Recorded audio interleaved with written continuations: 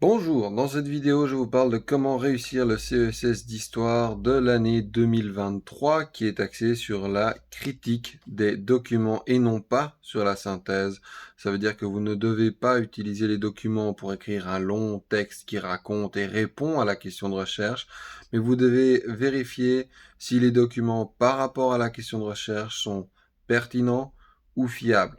Deux choses différentes qui ne fonctionnent pas de la même manière et on vous demandera pour chaque document l'un ou l'autre, la pertinence ou la fiabilité. Donc, la première chose à faire quand on commence le CESS, c'est bien de lire la question de recherche. Les consignes, bien sûr, on les lit bien. Mais la question de recherche, on y fait très attention et on en a beaucoup besoin, notamment pour les exercices de pertinence. Dans la question de recherche, on va trouver plusieurs éléments. On va trouver un qui et un quoi. Des acteurs historiques qui ont fait une action historique. Attention, parfois les éléments sont implicites, hein, donc on va dire les États-Unis par exemple pour parler des personnes qui vivaient aux États-Unis. Donc il faut bien identifier le qui, le quoi. Des gens qui ont fait quelque chose. Attention, ils l'ont fait à un moment donné, donc il faut bien se demander quand. Qui et quoi, c'est le thème, quand, c'est l'époque, et où ça se passe. Parfois, ça peut avoir lieu dans un cadre assez vaste, hein. L'action peut avoir lieu de manière simultanée dans différents pays en fonction des acteurs, surtout si on est dans un contexte international. Mais voilà, hein, il faut bien voir par rapport à quel événement qui se situe où et quand on est. Et dans le quand, il faut faire attention à savoir si on est pendant le moment mentionné, avant le moment ou après le moment. Est-ce qu'on est, pour reprendre les exemples du CESS de 2012, pendant la crise de Cuba ou le CESS de 2016, avant la chute du mur de Berlin? Est-ce qu'on est dans les causes de l'événement, le déroulement de l'événement ou les conséquences de l'événement qui se déroulent donc après? Il faut bel et bien identifier ces différentes choses dans la question de recherche, parce qu'après ce sont exactement ces mêmes choses que l'on va essayer de rechercher dans les documents pour évaluer leur pertinence. Si un document nous parle des acteurs historiques que l'on recherche, dans l'action que l'on recherche, hein, parce que un même individu fait plusieurs choses dans sa vie, et là on veut l'individu par rapport à une chose. Au bon moment et au bon endroit, et bien alors, ou par rapport au bon endroit, eh bien alors le document est pertinent. Si on n'a qu'une partie des éléments qui sont bons, eh bien le document n'est probablement pas pertinent. Comment écrire votre réponse? Eh bien tout simplement par rapport à ma question de recherche. Le document évoque des événements ou des individus qui ont lieu à tel endroit, à tel moment, et en fait, en donnant spécifiquement le moment, le lieu, les individus et l'action dans votre phrase, parce qu'il faut tel qu'il se retrouve dans le document, vous justifiez concrètement la pertinence. Pour la fiabilité, c'est donc un autre exercice. Hein, là, on n'envisage pas les choses de cette manière-là. On doit partir du principe alors que le document, il est déjà pertinent. Il est pertinent et donc on doit voir si on peut se fier.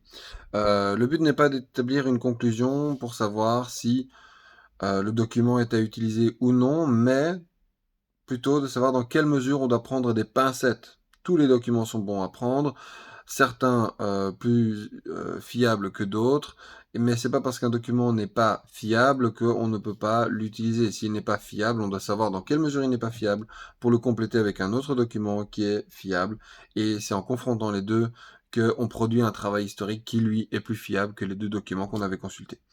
Hein.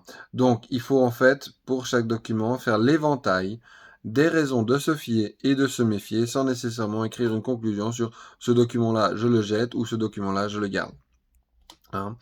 Les raisons de se fier ou de se méfier, ça peut dépendre de nombreux facteurs. Tout d'abord, première question à se poser, est-ce qu'on est face à une trace du passé ou à un travail postérieur?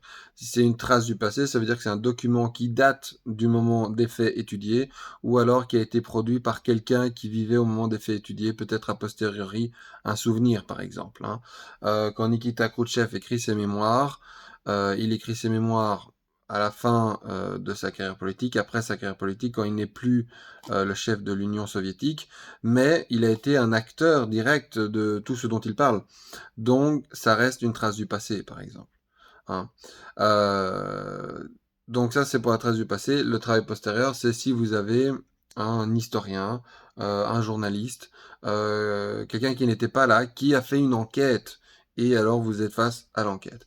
Et selon que vous soyez devant une trace du passé ou un travail postérieur, vos questions par rapport à la fiabilité vont être un peu différentes.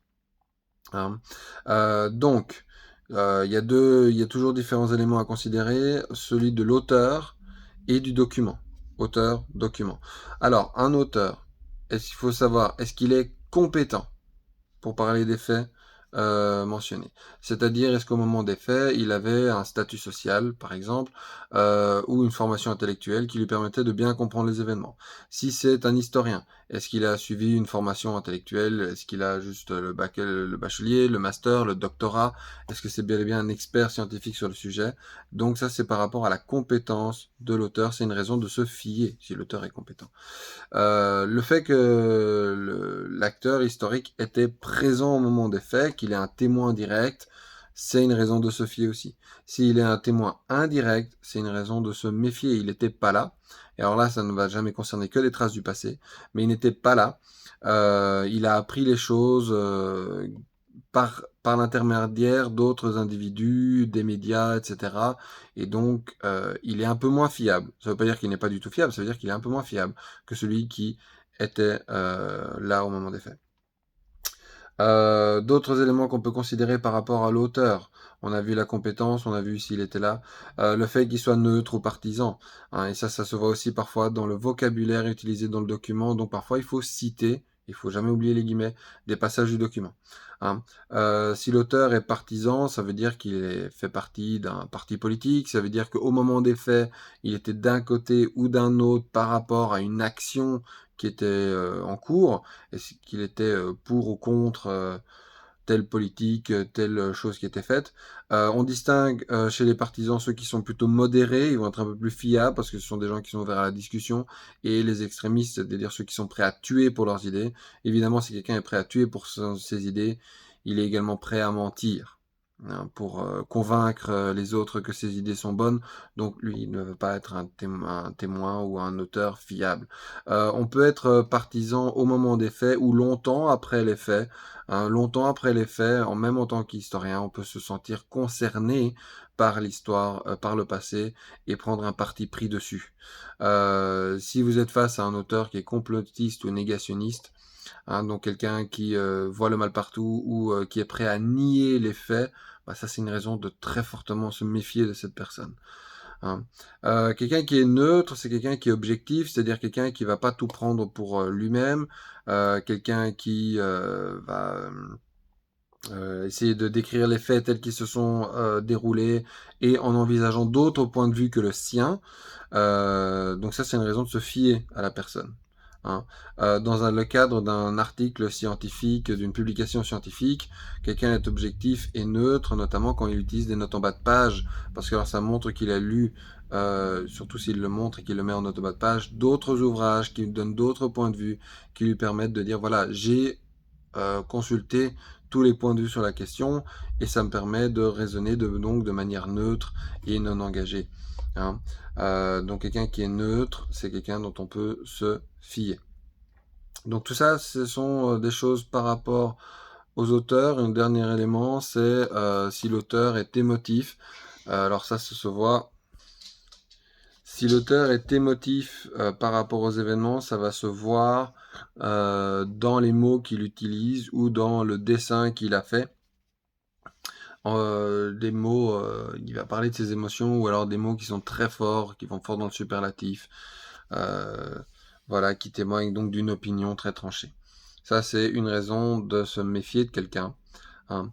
Maintenant, pour considérer autre chose que l'auteur, on peut aussi considérer le document. Le document en lui-même, de par sa provenance, de par sa construction, donne des éléments pour se fier ou ne pas se fier à l'information qu'il contient.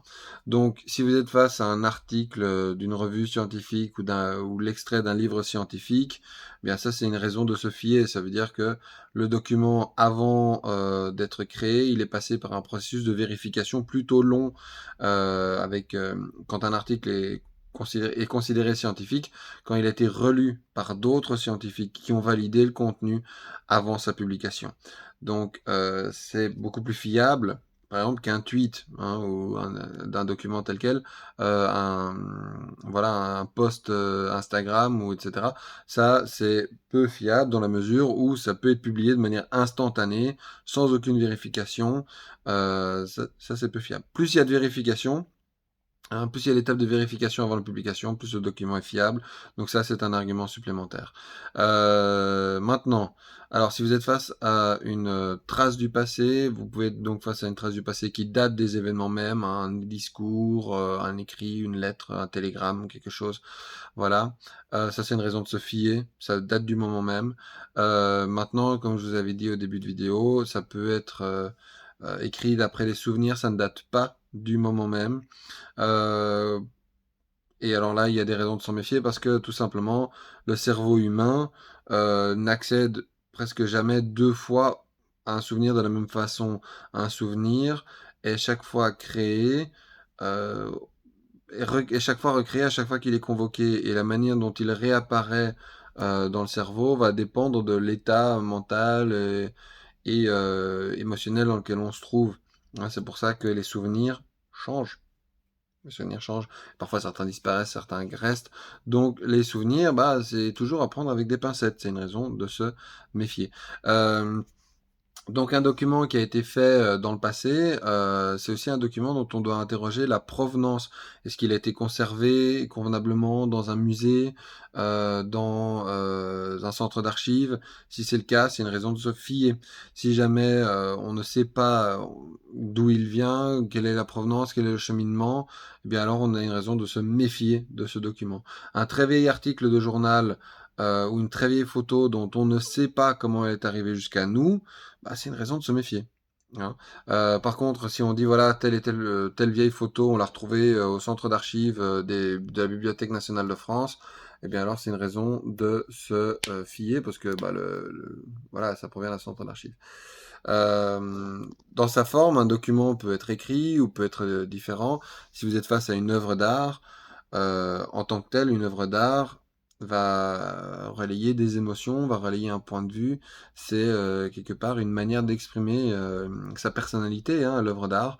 Quelque chose qui est très subjectif, quelque chose qui est très personnel. Et donc l'œuvre d'art, bah, c'est une raison de se méfier. Ça ne veut pas dire qu'elle n'est pas intéressante, ça ne veut pas dire qu'elle ne va pas donner des informations qui sont fiables par croisement, hein, mais c'est une raison de se méfier parce que par sa nature, elle appelle à quelque chose qui est plutôt subjectif. Raison de se fier ou de se méfier encore.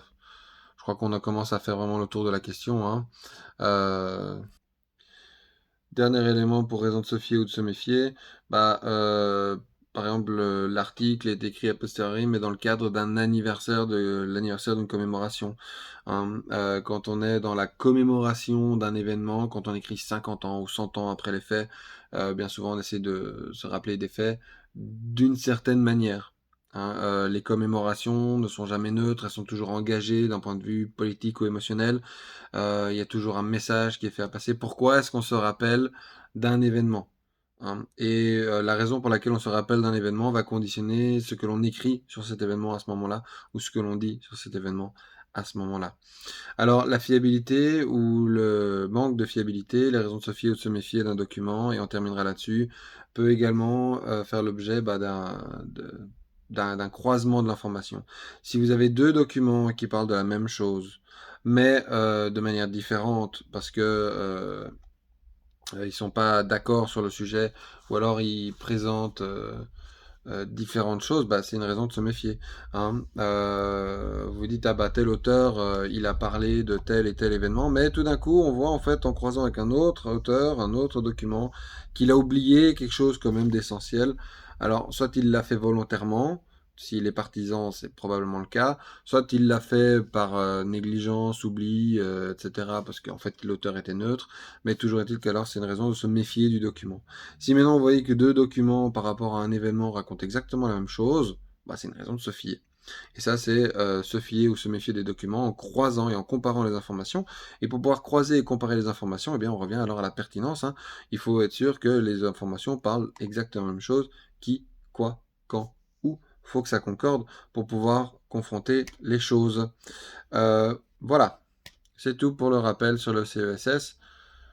Et en fait, n'oubliez pas d'être spécifique dans vos justifications. Il ne s'agit pas simplement de dire l'auteur est compétent ou l'auteur est un expert sur le sujet. Non, il faut justifier pourquoi, réécrire les éléments qui vous ont fait dire cela. Ça peut vous paraître évident, il faut quand même expliquer pourquoi. Hein. Il faut tout expliquer, tout justifier, et c'est la justification des choses au CESS qui vous rapportera le plus de points, bien davantage que juste l'analyse du ah bah le document est pertinent, oui, non, ok d'accord, mais pourquoi? Justifier pourquoi. Justifier le pourquoi des choses, c'est vraiment ça qui va vous faire réussir le CSS. Sur ce, bonne merde.